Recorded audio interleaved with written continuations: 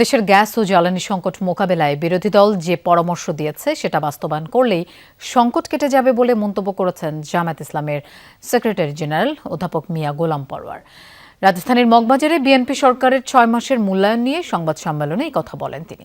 বিরোধী দলের দেয়া পরামর্শগুলো বাস্তবায়ন করে চলমান সংকটের সমাধান করার আহ্বান জানান তিনি। বলেন, দেশের আইনশৃঙ্খলা পরিস্থিতি ন্যূনতম উন্নতি করতে সরকার ব্যর্থ হয়েছে। ক্যাম্পাসগুলোতে আবারও আধিপত্য বিস্তার করতে সরকার তার ছাত্র সংগঠন ব্যবহার করছে। এদিকে সিন্ডিকেট করে ফ্যামিলি ও কৃষি কার্ড দেয়া হচ্ছে।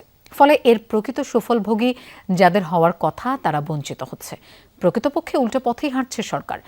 হামের সংক্রমণ এখনো পর্যন্ত উল্লেখযোগ্য পরিবর্তন আনতে পারেনি সরকার। গত 6 মাসে এই বিষয়গুলো বিএনপির সবচেয়ে বড় ব্যর্থতা বলে মন্তব্য করেন মিয়া গোলাম পরোয়ার। আমরা রাজনীতিতে কোনো সংঘাতকে অ্যাডমিট করতে চাচ্ছি না। চরম সংযমে হয়েও যদি যে অস্থিতিশীল দেশকে গোছানোর দিকে নিয়ে যাচ্ছি, আমরা এখনো সাহায্য করার জন্য চেষ্টা করছি। আমরা আমাদের নেতা কর্মীদেরকে, ছাত্রদেরকে সংযমী হতে বলেছি। আমরা আক্রান্ত হচ্ছি, আমরা কিন্তু আক্রমণকারীর ভূমিকায় নেই।